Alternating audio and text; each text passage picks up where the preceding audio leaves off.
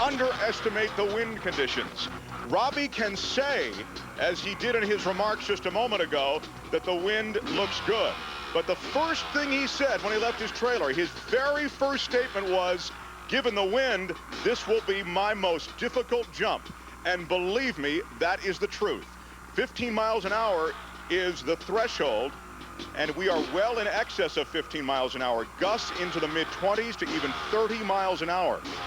Now, what I'm told is that generally, Robbie will grab a bunch of throttle, as they say it. In other words, get up big speed to try to compensate for any sudden wind gusts or even a sustained wind that would be running into the 20s and 30s. But when he grabs all that throttle, his work will be cut out for him on the other end. Because as he has to, in essence, put a constraint on all that throttle on the landing, he'll have huge problems as he runs out of ramp. That's the takeoff ramp. Robbie cannot see the landing ramp from that takeoff ramp, and that's because the landing ramp is so much lower. The canyon just simply doesn't match up. There is a reason that people don't jump the Grand Canyon. This is one of them. The canyon edges are not even, so that the landing ramp is well below the takeoff ramp. That's one of the huge problems and ongoing challenges that Camp Knievel has faced.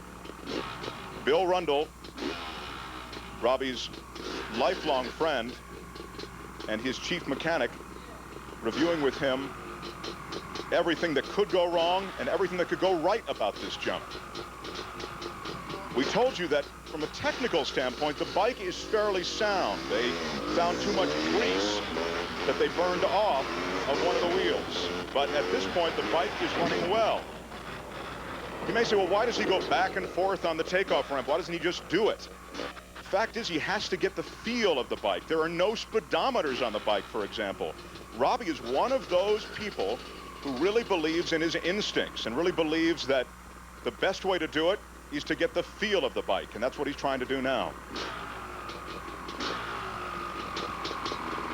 This is a crowd that has swollen substantially through the day, made up of many Wallapai Nation tribespeople. You can hear them in the background, and also many friends and family of Team Knievel.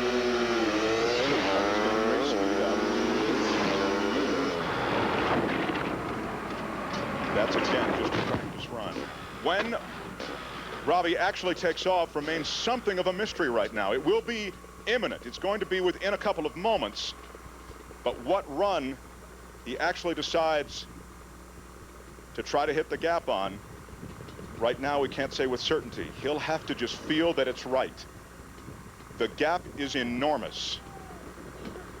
He'll have to be traveling at close to 100 miles an hour to make it cleanly. Let's go over to Suzy Kolber. Suzy? Mark, I spent a lot of time up on those ramps the last couple of days, and the key really is the focus. It's almost impossible to stand up there and not catch the canyon in your peripheral view. But that's what Robbie must do, is block everything else out, focus specifically on just the ramps, on what's ahead of him. Mark? Well, it's interesting. The Wallapai people actually have a name for the kinds of winds that we've seen just in the last few minutes here. And focus or not, these devil winds, as they're called, come right up out of the canyon. And they can materialize out of relative calm. And that is what we've seen here. Rundle is yelling something to one of the crew. And Robbie is reorienting himself. Bill is yelling actually that there is I believe he's yelling that there is a small, is it a fire? Is that what he's saying? Someone else? Now, it's nothing to worry about. It's one of the fireworks, I believe. You can see them attending to it actually below Robbie's position. So that's all Bill was worried about. It's nothing that will threaten the jump. You can see Team Knievel yelling back and forth about something. There's something that they don't like.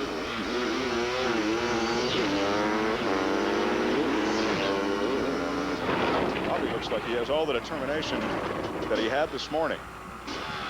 When we first arrived here After what happened 3 weeks ago,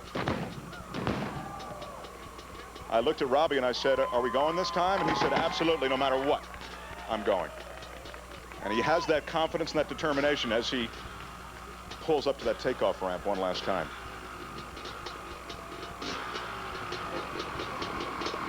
Well, now the Team Knievel members who were on the landing platform are clearing. It looks like they are getting ready to jump. Gary has given him a go-ahead. That's Gary Davis in the checkered shirt. If you're just joining us, Robbie Knievel live. That's Bill Rundle, his head mechanic, on his left. Robbie Knievel will attempt to hit this gap. Family members are gathered. His daughters are here. His mother is here. This is a long-awaited moment. A lifelong dream for Robbie Knievel. And the degree of difficulty is unquantifiable. There was no way to rehearse it, no way to practice it. This looks like it will be the jump run.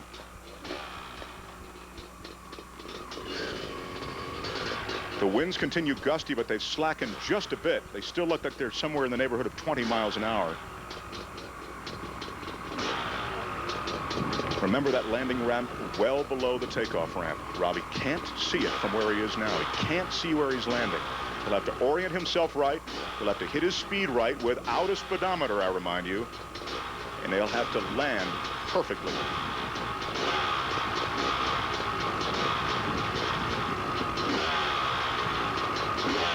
The focus, the intensity, he'll need 2 of the 5 gears that are on that bike. He'll start in second. He'll take off in 5th. When he lands, it's all brake. Here's the run. Knievel attempting to jump the Grand Canyon.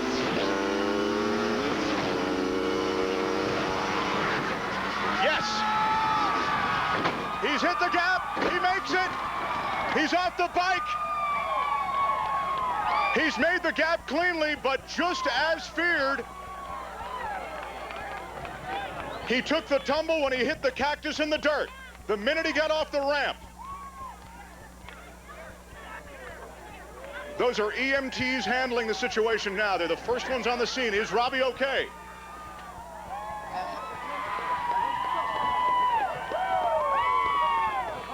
That was a nasty tumble he took when he hit the dirt. That was a tremendous force of impact. Remember, he's coming down at over 90 miles an hour.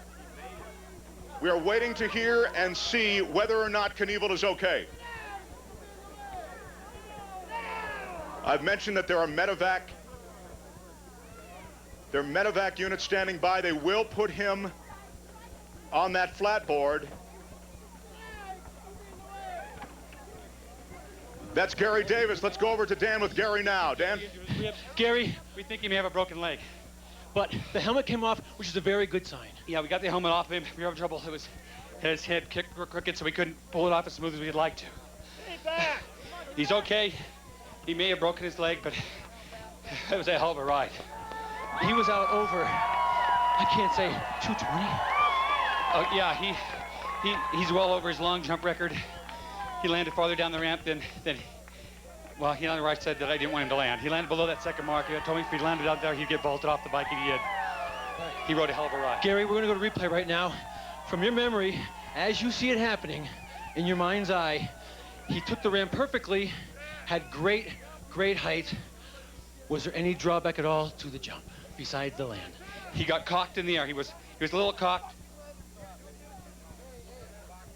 He got the bike cocked in the air. He came down with the front end too high. When it slapped the front end down, it threw him off.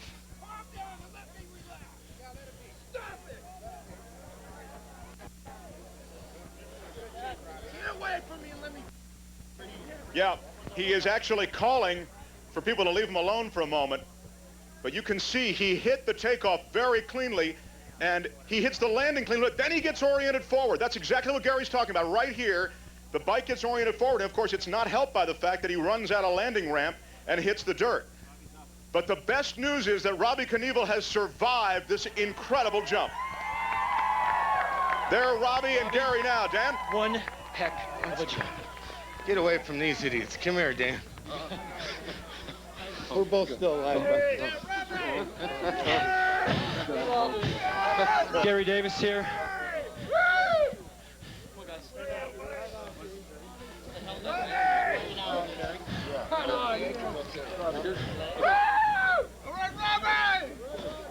Here's a shot of the takeoff from the helmet camera that Robbie wears at close to 100 miles an hour. That's what it looks like to fly over the Grand Canyon.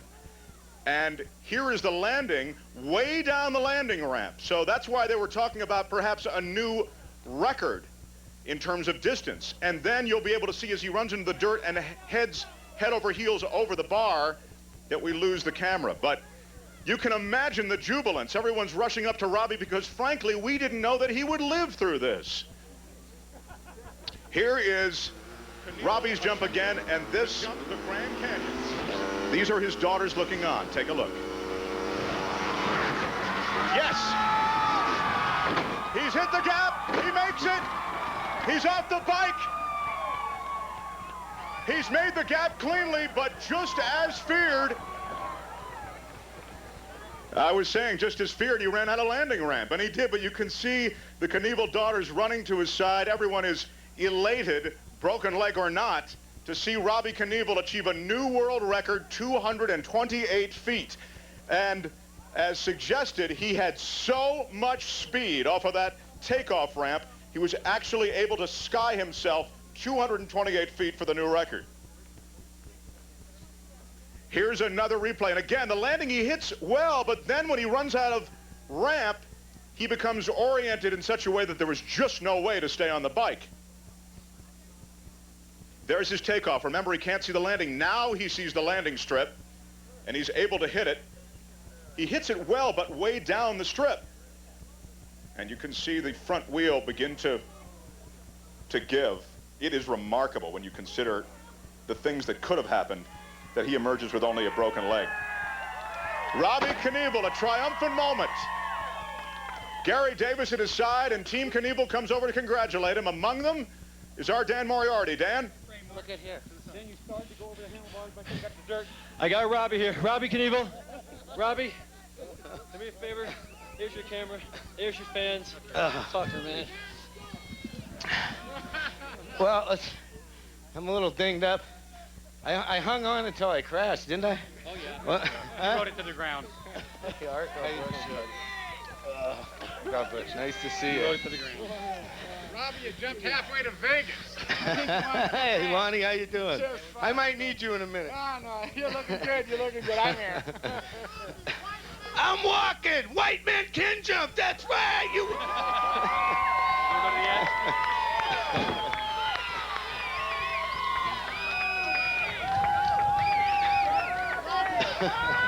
All right, man. What canyon we at? I'm still knocked a little silly, but thanks everybody for coming. I'm a little dingy in the head. I'm not sure what's going on right now. You're over that canyon. Oh, man. Yeah. Well, it will be an evening of Robbie being congratulated, I should say, and an evening of thanks. He has so many people to thank. We have run long to bring you this spectacular conclusion to a long-awaited jump, and our congratulations to Robbie Knievel. For Suzy, Kolber, and Dan Moriarty, I'm Mark Thompson, reminding you that Busted Everywhere continues next on Fox, and this spectacular jump brought us all a thrill worth waiting for. Our thanks again. Good night, and God bless.